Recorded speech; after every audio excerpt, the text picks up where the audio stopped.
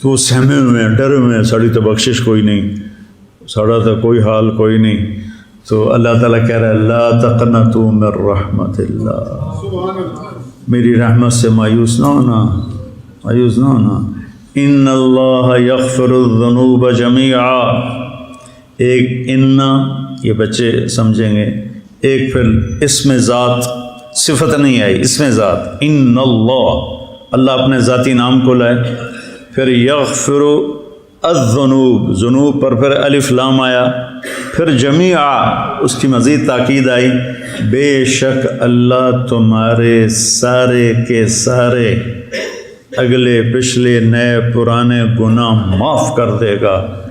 کیوں؟ انہو، تم مانو یا نہ مانو، وہ اللہ جو تمہیں معاف کر دے گا. کیوں معاف کر دے گا؟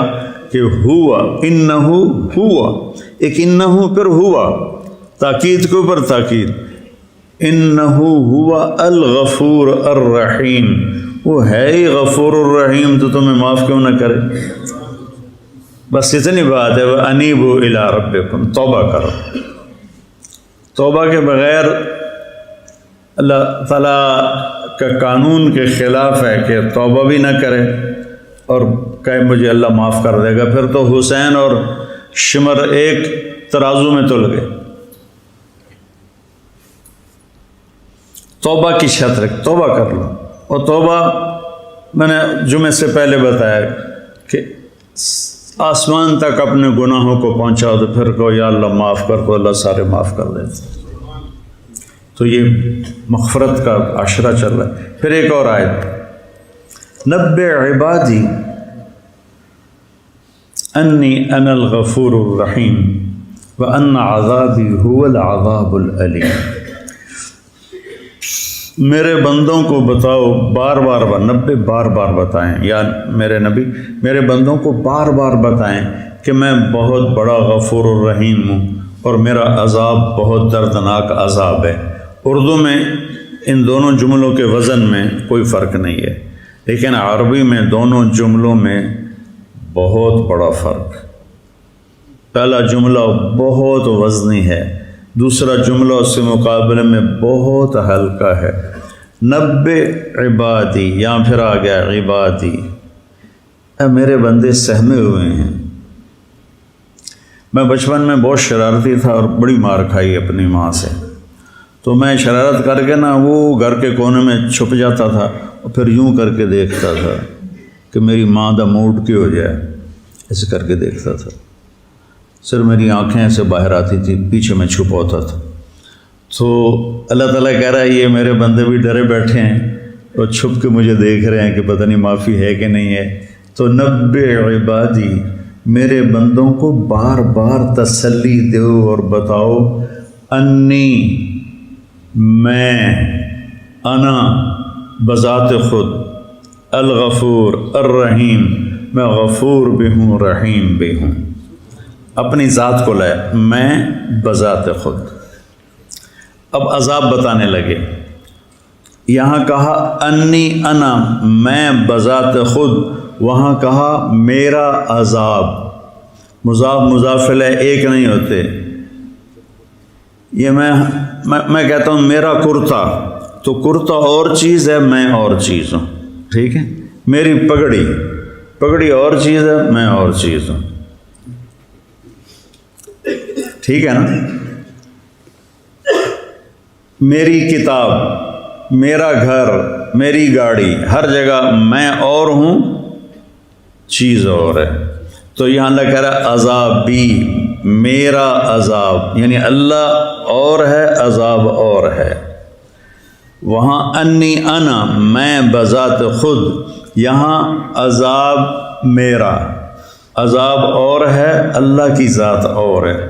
پھر اس کو کہا ہوا، وہ دور کر دیا، غائب کا صیغہ استعمال کیا، ہوا. وہاں انا، انی انا، اور یہاں ہوا، وہ دور کر دیا، دکھایا نہیں. هو العذاب العلیم، وہ بہت بڑا عذاب ہے لیکن دکھایا نہیں. میں جب رائمنڈ میں داخل ہوا نا تو بہت سختی تھی، بہت پٹائی ہوتی تھی، بڑی بری طرح. اب میں گورنمنٹ کالج سے آیا اور نیا تو میرے استاد تھے مولانا عبد الرحمن صاحب رحمۃ اللہ علیہ، تو وہ بہت مارا کرتے تھے. تو وہ مجھے نا کہ مجھے خوف نہ بیٹھ جائے، جب انہوں نے سزا دینی ہوتی تھی نا لڑکوں کو تو مجھے کہتے جاؤ ذرا لنگر میں وہاں دیکھ کر آؤ، وہاں کام کر کے آؤ پھر آنا. تو مجھے لنگر بھیج دیتے تھے، پیچھے ڈنڈا کاٹ لیتے سن کہ میں دیکھ نہ پاؤں. مجھے خبر ملتی تھی کہ آج محمد حسین کی بڑی پٹائی ہوئی ہے، آج خورشید کی بڑی پٹائی ہوئی ہے، لیکن میں دیکھتا نہیں تھا.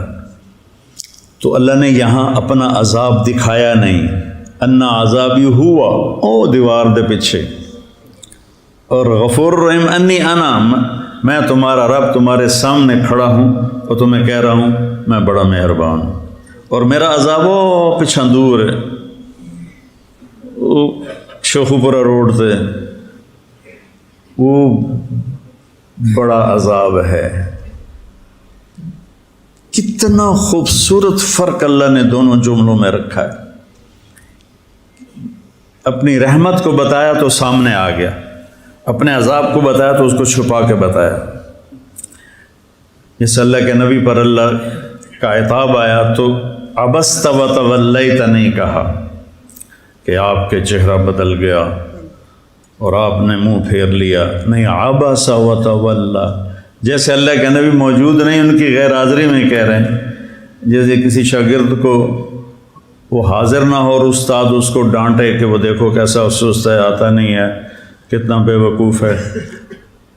براہ راست ڈانٹنے کا اثر اور ہوتا ہے، اور خبر ملے کہ تجھے آج مولوی زبیر صاحب ڈانٹ رہے تھے تو اس کا اثر اور ہوتا ہے. تو یہاں عبس وتولی، وہ ان کے ماتھے پہ تیوریاں آ گئیں، وہ انہوں نے اپنا منہ پھیرا، اعراض کیا. سبحان انجاءہ، وہ ان کے پاس آیا ایک نابینا. تو اپنے نبی کی ذات کو غائب کر کے تنبیہ کا جملہ استعمال کیا. تو یہاں بھی اللہ تعالیٰ نے اپنے عذاب کو غائب کر کے بتایا، اپنی رحمت کو سامنے کر کے بتایا. تو یہ جو عشرہ چل رہا ہے بھائیو، یہ مغفرت کا ہے. تو ہم اگر اللہ سے بخشش چاہتے ہیں تو جن لوگوں سے ہم ناراض ہیں ہم انہیں معاف کریں اور اللہ پہ اس کا اجر چھوڑ دیں. تو یہ جو بچے آپس میں بعض اوقات کھٹ پٹ ہو جاتی ہے، تو یہ بھی کوئی اگر ایسا مسئلہ ہے کسی بچے کا کسی بچے کے ساتھ، تو وہ بھی جا کے ایک دوسرے سے معافی مانگو، ایک دوسرے کے گلے لگو. ایک مدرسے میں نے بیان کیا تو وہ دورے کے طلبہ تھے، تو میں یہ آپس کی محبت معافی کی بات بہت کرتا ہوں. تو اس کے بعد مجھے ایک لڑکے نے آ کے بتایا کہ جی آپ کے بیان کے بعد 2 لڑکوں نے آپس میں صلح کی ہے. پہلا سال جب یہ مدرسے میں آئے تھے تو آپس میں کسی بات پہ لڑے تھے اور 9 سال تک انہوں نے ایک دوسرے کو سلام کلام نہیں کیا. آج آپ کے بیان کے بعد دونوں گلے مل کر روئے تھے. تو ایسے بچوں میں بھی ہو جاتی ہے کھٹ پٹ، اور محلے کے لوگ بھی بیٹھے ہیں. بھائیو معاف کرو، درگزر کرو، اور معافی مانگنے میں بڑا مزہ ہے. معافی مانگنے میں اور معاف کرنے میں بڑا مزہ ہے. حضرت معاویہ رضی اللہ تعالیٰ عنہ فرمایا کرتے تھے مجھے معاف کرنے میں اتنا مزہ آتا ہے کہیں اللہ قیامت کے دن یہ نہ کہہ دے کہ تو اپنے مزے کی وجہ سے معاف کرتا تھا. تو بھائیو غصہ نکالنے کا مزہ بھی ہوتا ہے پر وقتی ہوتا ہے، اور پی جانے کا اور سہ جانے کا اور درگزر کرنے کا جو مزہ ہے نا وہ مستقل ساتھ رہتا ہے. تو اللہ سے بھی معافی مانگیں اور لوگوں کو بھی معاف کریں، اور اللہ تعالی ہمارا یہ باقی رمضان عافیت سے گزروا دے، اس کی بھی دعا کریں. اپنے ملک کے حالات کے لیے بھی دعا کریں کہ بڑے برے حالات سے ہمارا ملک گزر رہا ہے. اللہ تعالیٰ اس کی ہر فتنے سے حفاظت فرمائے، ہر شر سے حفاظت فرمائے. بڑی قربانیوں کے بعد یہ دیس بنا تھا، تو کہیں یہ دشمنوں کا شکار نہ ہو جائے. اللہ تعالیٰ ہم اللہ سے دعا کریں دعاؤں سے جو کام بنتے ہیں نا وہ سازشوں سے نہیں بنتے، تدبیروں سے نہیں بنتے۔ اب رمضان کا مہینہ ہے، سب یہ بچے روزے والے ہیں، یہ روزانہ سحری افطاری میں جو بچے قرآن سنا رہے ہیں وہ اس میں دعا کریں کہ یا اللہ ہمارے ملک کے ساتھ خیر کا معاملہ فرما اور شر کو دور فرما۔ السلام علیکم۔ کوئی منتظر ہے آپ کی زکوٰۃ کا تاکہ وہ افطار کر سکے اپنا سال بھر کا روزہ، مستحق افراد تک راشن پہنچانے